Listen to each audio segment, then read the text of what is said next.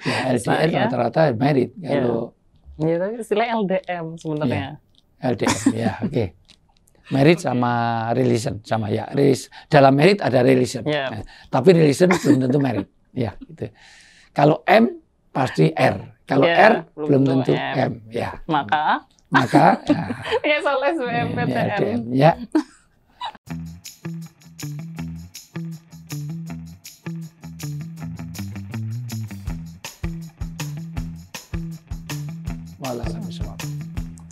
Oke, pertanyaan selanjutnya, izin bertanya Ustadz, saat ini saya sedang menjalani LDM dengan suami.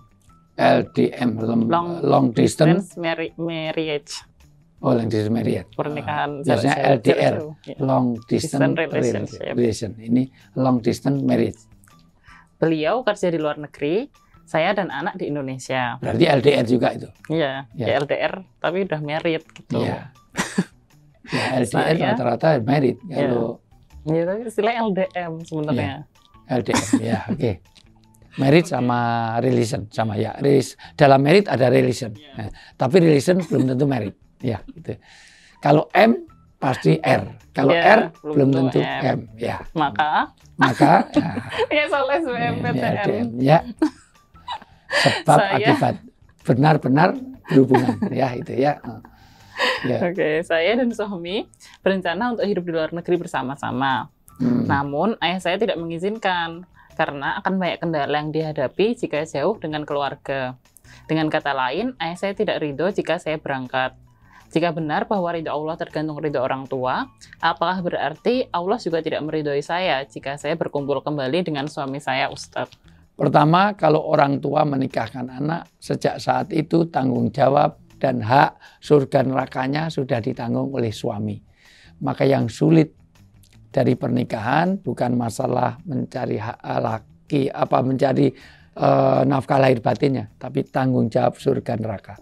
Ketika kita sudah mengucapkan ijab kabul, mencabut hierarki yang tadinya orang tua kepada suami, maka idealnya seorang istri itu taatnya bukan lagi kepada orang tua, hierarkinya kepada suami. Tetapi karena ini ada keberatan, dikompromikan dengan khairul fitini wa ma'asi wa akibati amri. Tolong suami diajak musyawarah tentang baik enggak secara agama, secara duniawi, dan akibat yang muncul.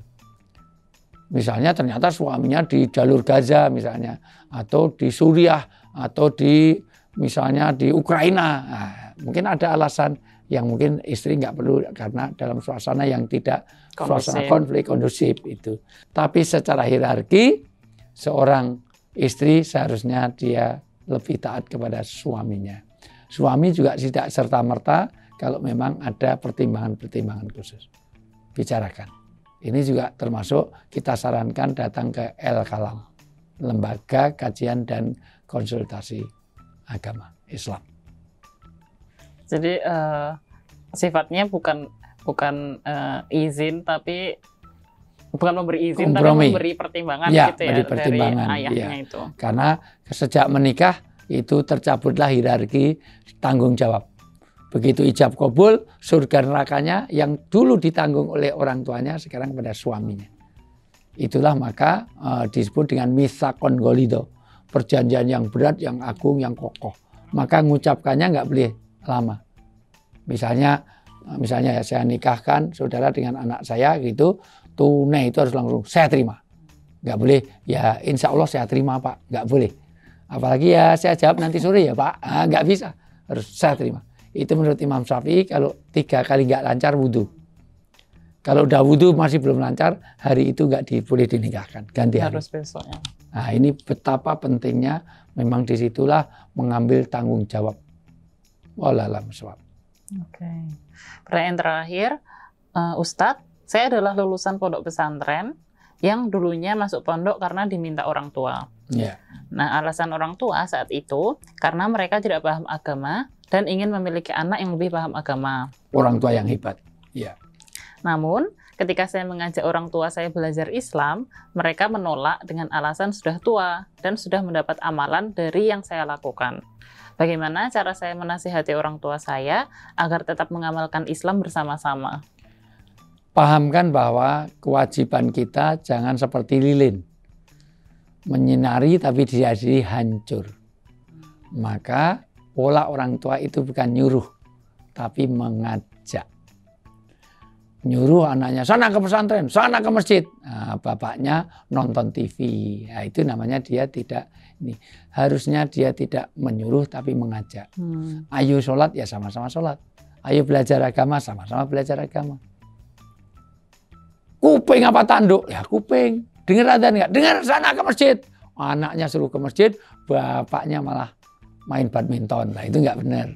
Bapaknya malah nonton TV, nonton drakor. Nggak pernah tapi itu bapak nonton. Nah, itu namanya dia menyuruh. Maka seharusnya jangan sampai anaknya nanti ke surga sendiri malah bapaknya lepas. Nggak cukup. Karena agama itu artinya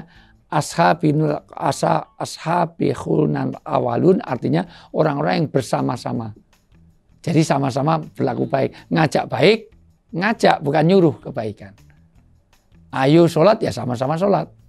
Bukan sana sholat, terus kita nggak sholat. Nah, itu namanya nggak benar. Maka pahamkan orang tua, tidak cukup mengajak anaknya, mendidik anaknya jadi orang baik, dia sendiri juga harus jadi orang baik. Itu kaburo maktan indallahi antau. Coba baca surat As-Saff. As-Saff surat ke? Surat ke-61 As-Saff ayat 1-2. Kaburo maktan antakulu malataf alun. Celaka ya besar orang yang hanya mengatakan, dia sendiri tidak. NATO, no action, talk only. Ya. Ayat 1-2. Ya. Apa yang ada di langit dan apa yang ada di bumi bertasbih kepada Allah. Ya. Dan dialah yang maha perkasa, maha bijaksana. Oke, ayat 2. Wahai orang-orang yang beriman, ya. Mengapa kamu mengatakan sesuatu yang tidak kamu kerjakan? Itu sangatlah dibenci di sisi Allah jika kamu mengatakan apa-apa yang tidak kamu kerjakan. Allah benci kalau kamu hanya mengatakan, kamu nggak ngerjakan. Sana sholat, dia sendiri nggak sholat. Anak kecil jangan rokok. Nah, bapak juga ngerokok, bapak kan dah tua. Nah, itu melarang rokok, dia sendiri ngerokok. Nah, nggak benar, ya gitu. Wallahualam bishawab. Dan belajar itu kan sepanjang hayat ya. Apalagi belajar agama itu kan nggak ada istilah tua. Kita sendiri. Betul. Sebagai Makanya hamba. Orang ada namanya nanti al-intibah, kata Ibnu Qayyim al-Jauziyah. Al-intibah itu mau bangkit kapanpun. Tidak ada kata terlambat untuk menjadi orang baik. Jadi makanya orang suruh tobat, orang melakukan baik, walaupun besok udah mau mati aja, sekarang ini bisa nanam, suruh nanam. Karena kebaikan itu, padahal besok mati loh. Nah ya, besok mati, besok kiamat. Itu. Sekarang masih bisa nanam kebaikan, tanam. Biarin. Karena itu kebaikan tidak ada kata terlambat. Wallahualam bishawab. Apalagi saya sangat relate sekarang dunianya kan udah kayak rusak gitu ya. Iya. Semuanya udah salah gitu di mana-mana. Jadi kayak kadang tuh mendukung, terus ngapain ya kita jadi orang baik kalau dunianya aja lagi kayak gini. Jangan. Harusnya kan kita tetap apapun keadaannya kita tetap harus melakukan kewajiban kita. Betul. Jangan seperti sindirannya Ronggo Warsito zaman edan. Ora edan, ora keduman. Zaman kayak gini kalau nggak ikut edan nggak bisa. Jangan. Sak bejo-bejone wong kang lali, isih wong bejo wong kang eling lan waspada. Sebaik-baik orang itu yang dalam kelupaan, dalam kemaksiatan, lebih baik orang yang dalam ingatan, dalam kebaikan. Biarkan semua korupsi. Semua korupsi kok. Masa 38 semua ikut kok saya nggak ikut. Jangan. Anda jangan ikut. Mumpung hukumannya lagi dipotong-potong nih. Ya, tapi jangan dilakukan. Toh nanti dapat potongan. Ya, masa orang jangan lakukan. Kita harus jadi orang yang menjadi penegak kebaikan. Wallahualam bishawab. Ya. Oke, alhamdulillah pertanyaan episode ini cukup panjang-panjang ya. Alhamdulillah. Ya. Gimana ya, capek? Capek, belum ada minum lagi. Mana minum? Ya. Oke, kalau gitu terima kasih Ayah udah menjawab pertanyaan. Insya Allah mudah-mudahan beri manfaat semuanya ya, baik yang bertanya maupun yang menyaksikan ini. Ya. Kalau ada yang pengen ditanyakan lagi, baik seputar topik kali ini atau topik yang lain, bisa banget kirim pertanyaan Anda di kolom komentar di YouTube atau melalui IG Ayah di @ustadzwijayanto.official. Itu nasihat UI. Ya, atau @nasihat UI. Bisa juga kalau masalahnya krusial ke El Kalam, Lembaga Kajian dan konsultasi Islam, ada 8 ustadz dari Timur Tengah yang senantiasa mengkaji seluruh. Ini hanya sebagian kecil. Kita sudah punya kitab lengkap dari musnad siapapun ada, Ustadz Ahmad aja itu 2 meter. Belum kitab-kitab tafsir yang lain. Ini bukan pajangan doang ya guys, bukan, ini beneran dibaca. Ini bener buku. Jadi bukan dummy, bukan apa ya. Mohon maaf, ini kitab bener ya. Ini dikira nanti dummy ya ini. Dan ini berseri semuanya. Ya, jadi susah masukin lagi. Ya udah terusin aja. Nanti dibaca. Iya. Ya, jadi kitab-kitab dan di belakang di semua studio ini dikelilingi kitab-kitab. Ya. Ya. Terima kasih teman-teman udah menyimak sampai akhir.